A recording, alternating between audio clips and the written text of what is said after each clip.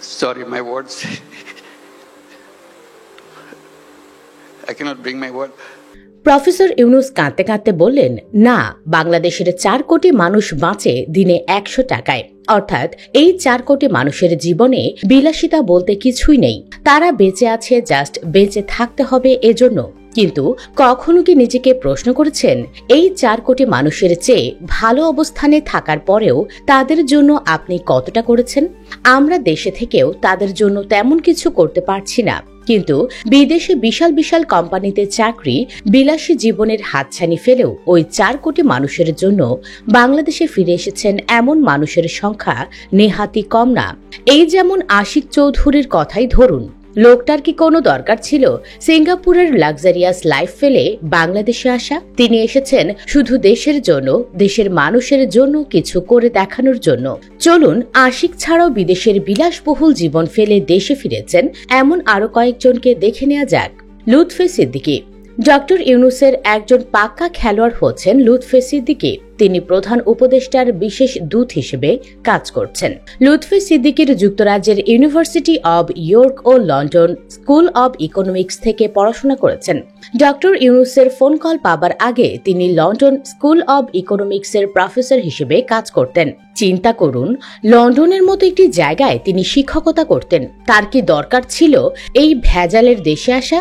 তারপরেও তিনি দেশে এসেছেন, কাজ করছেন অন্তর্বর্তীকালীন সরকারকে সফল করার জন্য, সেটিও আবার বিনা বেতনে। তিনি সরকারের থেকে শুধু নিচ্ছেন সরকারি কাজে ব্যবহৃত গাড়ি এবং সরকারি ভ্রমণের ক্ষেত্রে নগদ ভাতা ও আবাসন সুবিধা। এর বাইরে একটি টাকাও তিনি নিচ্ছেন না। বর্তমান লুৎফে সিদ্দিকী কাজ করছেন বাংলাদেশের জন্য বিদেশি বিনিয়োগ আনার জন্য। বাংলাদেশে 2000 কোটি টাকা ব্যয়ে হাসপাতাল ও বিশেষায়িত নার্সিং বিশ্ববিদ্যালয় নির্মাণ করতে যাচ্ছে মার্কিন কোম্পানি বাংলা ইউএস এলএলসি। বিনিয়োগ আনার পেছনে সবচেয়ে বেশি ভূমিকা রেখেছেন লুৎফে সিদ্দিকী। এছাড়াও রোহিঙ্গাদের জন্য মার্কিন সরকার যে বিশাল অঙ্কের অনুদান দিচ্ছে, সেটিও সম্ভব হয়েছে লুৎফে সিদ্দিকীর কল্যাণে। উল্লেখ্য, ওয়ার্ল্ড ইকোনমিক ফোরামে 2012 সালে লুৎফে সিদ্দিকী তরুণ গ্লোবাল লিডার হিসেবে স্বীকৃতি পান। 2014 সাল থেকে ফোরামটির গ্লোবাল ফিউচার কাউন্সিলে কাজ করেছেন। তিনি লন্ডনের financial times non executive directors ডিপ্লোমাধারী। এছাড়াও লুৎফে সিদ্দিকী বর্তমানে যুক্তরাজ্যের ইউডব্লিউসি আটলান্টিক কলেজের গভর্নর। তিনি যুক্তরাজ্যে বিনিয়োগ ব্যবস্থার ইতিবাচক সম্ভাবনা নিয়ে কাজ করা অলাভজনক প্রতিষ্ঠান শেয়ার অ্যাকশনের ট্রাস্টি এবং লন্ডনের নিউ সিটি কলেজ গ্রুপের প্রাক্তন গভর্নর। রুমি আলী। তিনি একজন অর্থনীতিবিদ। তিনি আমেরিকার জেপি মর্গান ব্যাংকের সাবেক ম্যানেজিং ডিরেক্টর। বিশ্বখ্যাত ব্যাংক জেপি মর্গান ও আইএফসিতে কাজ করেছেন উচ্চ পদে।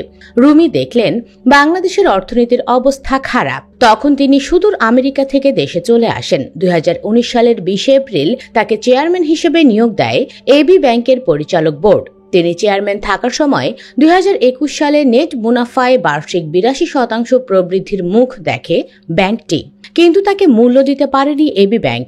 সম্প্রতি এবি ব্যাংকের চেয়ারম্যান পদ থেকে পদত্যাগ করেছেন রুমি আলী। পদত্যাগের বিষয়ে রুমি আলী বলেন, গত 3 বছর ব্যাংক বোর্ড পরিচালকদের জন্য কঠিন সময় ছিল। ব্যাংকের মূলধন দরকার। আমি বারবার মালিকদের মূলধন বাড়াতে বলেছি, কিন্তু তারা সাড়া দেননি। নতুন পুঁজি ছাড়া ব্যাংকে এগিয়ে নেওয়া সম্ভব নয়। এই উপলব্ধি থেকেই পদত্যাগের সিদ্ধান্ত নিয়েছি। অনেকেই বলছেন তাকে এখন বাংলাদেশ ব্যাংকে নিয়োগ দেওয়া উচিত। রাহাত আহমেদ। রাহাত আহমেদ একজন প্রভাবশালী উদ্যোক্তা ও বিনিয়োগকারী, যিনি অ্যাঙ্কারলেস বাংলাদেশ এর কো-ফাউন্ডার ও সিইও হিসেবে দায়িত্ব পালন করছেন। নিউ ইয়র্ক ভিত্তিক এই ভেঞ্চার ক্যাপিটাল ফার্মটি 2019 সালে প্রতিষ্ঠিত হয় এবং বাংলাদেশের স্টার্টআপ ইকোসিস্টেমে বৈশ্বিক মূলধন প্রবাহিত করতে কাজ করছে। এখন পর্যন্ত তারা কৃষি, শিক্ষা ও লজিস্টিক্স সহ বিভিন্ন খাতে 80 মিলিয়নের বেশি বিনিয়োগ করেছে। অথচ রাহাত নিউ ইয়র্ক ইউনিভার্সিটির স্টার্ন স্কুল অব বিজনেস থেকে ফাইন্যান্সে স্নাতক ডিগ্রি অর্জন করেছেন।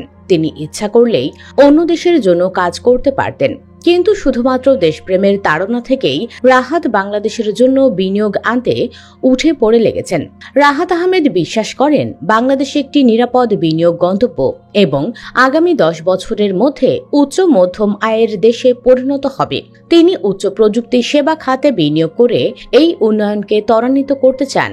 হামজা চৌধুরী। এতক্ষণ যাদের কথা বললাম তারা সবাই দেশের অর্থনীতিতে অবদান রাখছেন, কিন্তু বাংলাদেশের নাম আন্তর্জাতিক পর্যায়ে উপস্থাপন করতে অনেক বড় অবদান রাখছেন ফুটবলার হামজা চৌধুরী।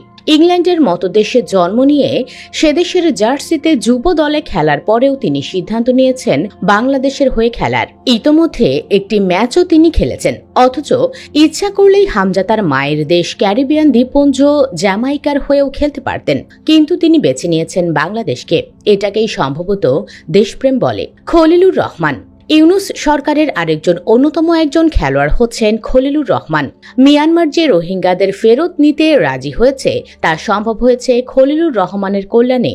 সাবেক কূটনীতিক ডক্টর খলিলুর রহমানকে প্রধান উপদেষ্টা ডক্টর মোহাম্মদ ইউনুসের রোহিঙ্গা সমস্যা ও অগ্রাধিকার প্রাপ্ত বিষয়াবলী সংক্রান্ত হাই রিপ্রেজেন্টেটিভ হিসেবে নিয়োগ দেওয়া হয়েছে। ডক্টর খলিলুর রহমান 1979 সালে বাংলাদেশ সিভিল সার্ভিস পররাষ্ট্র ক্যাডারে যোগ দেন। এর আগে 1977 সালে অনুষ্ঠিত প্রথম নিয়মিত বিসিএস পরীক্ষায় প্রথম স্থান অধিকার করেছিলেন তিনি। 1983 থেকে 85 সময়কালে তিনি পররাষ্ট্র মন্ত্রণালয়ের দক্ষিণ এশিয়া বিভাগে এবং পররাষ্ট্রমন্ত্রীর ব্যক্তিগত সচিব হিসেবে দায়িত্ব পালন করেন।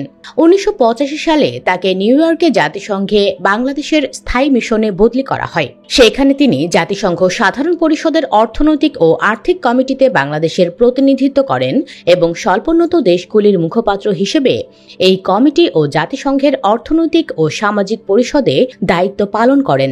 জাতিসংঘে পরবর্তী 25 বছরে তিনি নিউ ইয়র্ক ও জেনেভায় বিভিন্ন গুরুত্বপূর্ণ পদে কর্মরত ছিলেন। তার মতো একজন ব্যক্তির কি দরকার ছিল বুড়ো বয়সে বাংলাদেশে এসে রোহিঙ্গাদের ঝামেলা মাথায় নেয়ার? তারপরেও তিনি এ কাজ করছেন, কারণ দেশপ্রেম বলে একটি শব্দ এখনো বেঁচে আছে। আশিক চৌধুরী বাংলাদেশে আসার আগে আশিক সিঙ্গাপুরে বহুজাতিক the Hong Kong and Shanghai banking কর্পোরেশনের রিয়েল অ্যাসেট ফাইন্যান্স বিভাগের সহযোগী পরিচালক ছিলেন। তিনি বাংলাদেশ ব্রিটিশ কাউন্সিল থেকে পেশাগত কৃতিত্বের জন্য অ্যাওয়ার্ড পান। 2024 সালের অক্টোবর পর্যন্ত তিনি ইনফ্রাস্ট্রাকচার ফাইন্যান্স ইনভেস্টমেন্ট ব্যাংকিং এর সহযোগী পরিচালক ছিলেন। ছাত্র জনতার অভ্যুত্থানে শেখ হাসিনা সরকারের পতনের পর 2024 সালের সেপ্টেম্বরে বাংলাদেশ বিনিয়োগ উন্নয়ন কর্তৃপক্ষের নির্বাহী চেয়ারম্যান হিসেবে নিয়োগ পান আশিক। এছাড়াও বাংলাদেশ অর্থনৈতিক অঞ্চল কর্তৃপক্ষের নির্বাহী চেয়ারম্যান পদে নিযুক্ত হন। সিঙ্গাপুরে তার মাসিক বেতন বাংলাদেশে বার্ষিক বেতনের চেয়ে বেশি। তারপরেও তিনি বাংলাদেশের জন্য কাজ করছেন, কারণ আশিকরা দেশের জন্য কাজ করে শান্তি পান। এই তো কিছুদিন আগেও মানুষ তাকে চিনত না, তাতে কি? না চিনলেও পর্দার আড়াল থেকে কাজ করে গেছেন আশিক। আশিক চৌধুরী যেন একজন নীরব বিপ্লবীর গল্প। মাত্র কয়েক মাসে তার নেতৃত্বে যা যা হয়েছে ভাবলেও গর্বে বুক ফুলে ওঠে। তার লক্ষ্য একটাই, $100 বিলিয়ন বিনিয়োগ দেশে আনা, যার মাধ্যমে কর্মসংস্থানের সৃষ্টি করে 3 কোটি মানুষের জীবন বদলে দেয়া। ডক্টর ইউনুস এই যে এতক্ষণ যাদের কথা বললাম, যাদের বিদেশে উচ্চ বেতনে কাজ করার সম্ভাবনা থাকার পরেও দেশের জন্য কাজ করছেন, তাদের এই পথটা সর্বপ্রথম দেখিয়েছেন ডক্টর ইউনুস। তার মতো একজন ব্যক্তি চাইলেও আমেরিকার মতো দেশে সেটেল হতে পারতেন, কিন্তু তিনি কাজ করেছেন দেশের দারিদ্র মানুষের জন্য। ডক্টর ইউনুসের ক্ষুদ্র ঋণের কল্যাণে বাংলাদেশের দারিদ্র অনেকটাই বিমোচন হয়েছে। 2017 সাল থেকে প্যারিস অলিম্পিকের অবিচ্ছেদ্য অংশ তিনি। অলিম্পিকের বিডের সময় তার সাহায্য চেয়েছিল ভালোবাসার শহর প্যারিস। তার বিখ্যাত শূন্য দারিদ্র, শূন্য বেকারত্ব ও শূন্য নিট কার্বন নিঃসরণ, এই 3 শূন্য মডেল অলিম্পিকের জন্য উপস্থাপন করেছিল ফ্রান্স। ব্যাস, এরপরেই অলিম্পিক আয়োজনের অনুমতি পেয়ে যায় দেশটি। শেষ বয়সে বাকি জীবন ইউনুস ফ্রান্সে কাটিয়ে দিতে পারতেন, কিন্তু তারপরেও তিনি বাংলাদেশের দায়িত্ব নিয়েছেন। তার নেতৃত্বে বাংলাদেশ তরতরিয়ে এগিয়ে যাচ্ছে। পরিশেষে একটি কথাই বলতে চাই, তোমার অবস্থান যেমনই হোক, যদি তুমি তোমার সর্বোচ্চটা দাও দেশের জন্য, তবেই আমার বাংলাদেশ হবে বিশ্বের সেরা। তুমি হতে পারো পরবর্তী হামজা, আশিক চৌধুরী কিংবা ডক্টর ইউনুস। শুধু স্বপ্ন দেখো, চেষ্টা করো, আর দেশের কথা মনে রেখো, বাংলাদেশ তোমার দিকে চেয়ে আছে। সুপ্রিয় দর্শক, চলুন আজই শপথ গ্রহণ করি, যার যার অবস্থান থেকে আমরা দেশের জন্য কাজ করব। রাজি আছেন তো?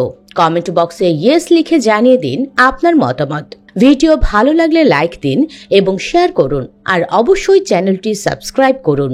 ধন্যবাদ।